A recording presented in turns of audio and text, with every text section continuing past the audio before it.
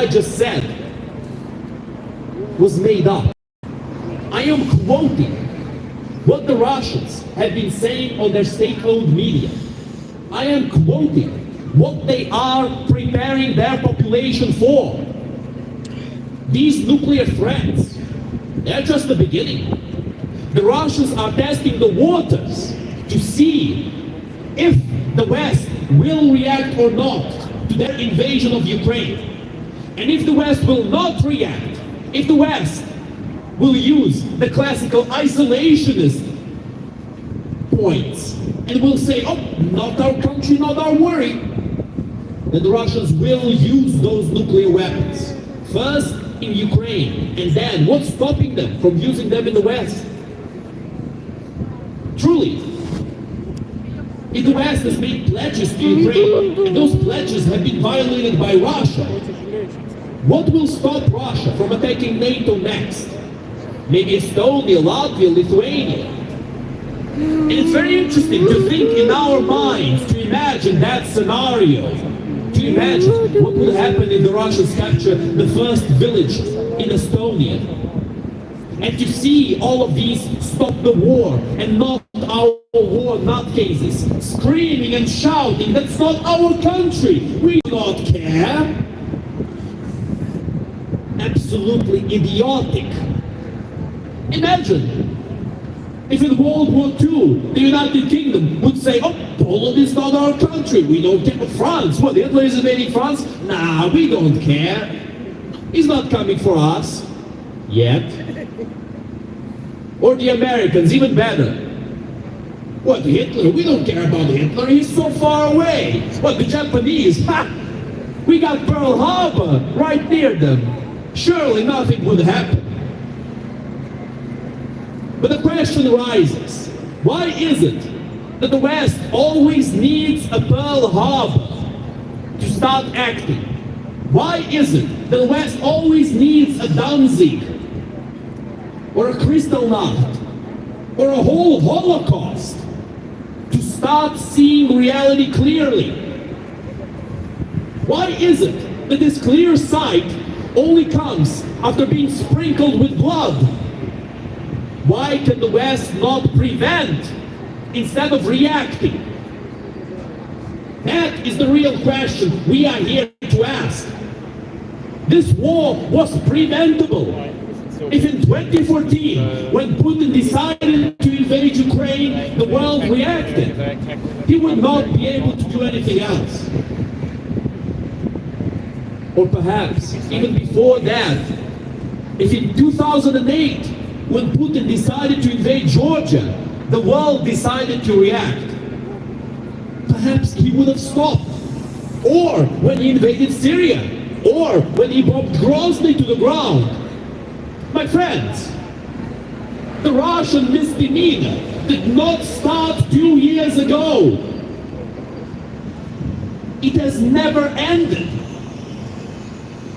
One could say, ever since the beginning of their history, a lot of which they have appropriately stolen from the Ukrainians. Because of course, it's truly logical to claim that the Kievan Rus was in fact part of Muscovite history and not part of Ukrainian history. Oh, those Ukrainians, Kiev? Nah, it never existed, did it? Stalin has made it up. Now this is what Putin claims all the time, my friends. And he has a whole list of different origin stories for Ukraine that he likes to alternate between. He loves doing that. Or Tucker Carlson, exactly. Oh, speaking of which, thank you for reminding me, Tommy. On the 14th minute mark of the Tucker Carlson interview with Putin, you can see something truly interesting. And I will never get tired of speaking about this particular topic. Vladimir Putin, the individual who claimed that he was denazifying Ukraine, who claimed that he was destroying Nazis in this new Nazi country that was killing Russian troops and Russian individuals. And then, in his speech with Tucker Carlson, he says that Hitler was provoked by Poland. So what are we to listen to? Is Putin against Nazis? Or is he shilling for Nazis? For the original Nazis, in fact. For the National Socialists themselves, who attacked Danzig. And what did Putin say about that? Well, of course, Putin said that the Polish had overextended, and with that, they had provoked Hitler to attack. Truly an interesting opinion for somebody who claims to be against Nazis. And this is something that every single person who can hear us all over the world should consider. Do you really want to allow Putin to continue with these antics? Do you really want to continue trying to negotiate with Putin when he betrays those negotiations immediately after they're made? Let's not forget that before the beginning of this full-scale war, the West was rising an alarm that the Russians were amassing their troops near the Ukrainian border. And what did Russia reply? Thank you very much. Thank you. What did Russia actually reply to that? Well, they said it was Western propaganda. They said they would never. Because of course they did not invade Ukraine in 2014. Surely no. It's funny. The Russian media was screaming and shouting and crying and weeping. The evil West is spreading their propaganda. We would never invade Ukraine. And the day after that, they invaded Ukraine in a full-scale invasion. Truly funny people. I would laugh. We would all laugh. We would have a good laugh if it wasn't so sad that this idiocy and these cheap tactics are still working on many uninformed people all over the world. And people are still listening to them. They're still believing in the Russophile propaganda, these apologetics. They still believe the Russian terrorist regime when it says that supposedly Georgia was about to invade them. They still believe when they say that supposedly Ukraine, who had demilitarized and had given up the third biggest nuclear arsenal in the world, was about to invade them.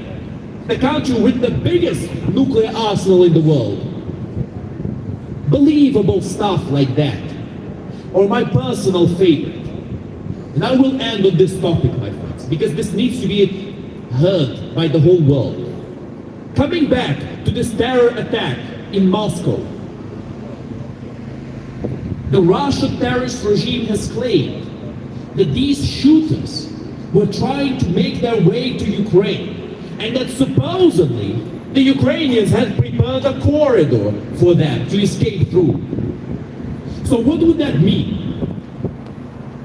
It would mean that the Ukrainians had the ability to do as such.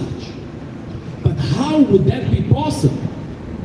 How would this little car with these shooters go through the Russian front line, the gray zone in the middle, completely mined and bombed to shreds, and then the Ukrainian front line also, that keeps getting harassed by the Russian terrorist regime? What kind of a point is that? What kind of an argument is that, my friends? And this is a country that is still accepted.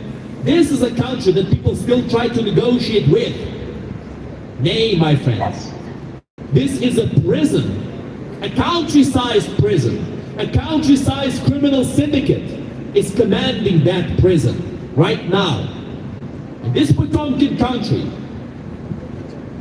has lied enough for us to finally understand that we will not be fooled anymore, and the whole world will not be fooled by the Russian terrorist regime any longer.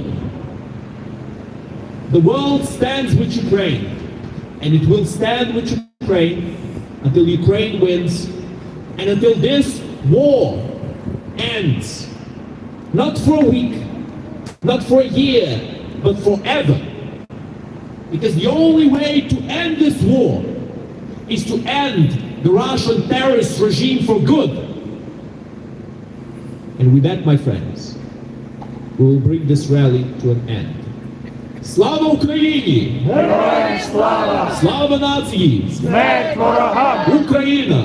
Понад усе! Україна! Понад усе! Україна! Понад усе! Героям України тричі! Слава! Слава! Слава! Ворогам України тричі! Смерть! Смерть! Смерть! And now, my friends, we will end this rally as we've started it with the Ukrainian anthem.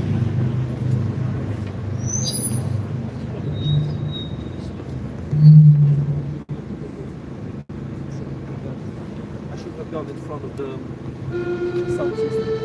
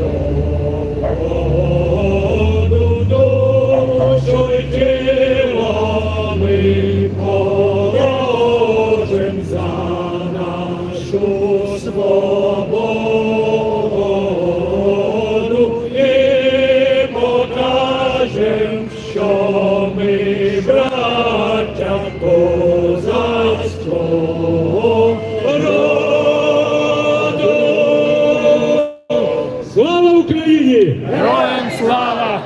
Слава Україні! Героям слава! Слава нації! Смерть ворогам! Україна! Понад усе! Україна! Понад усе! Україна! Понад усе! Найкращим захисникам і захисницям тричі! Слава! Слава! Слава! Все буде Україна! Дякую! And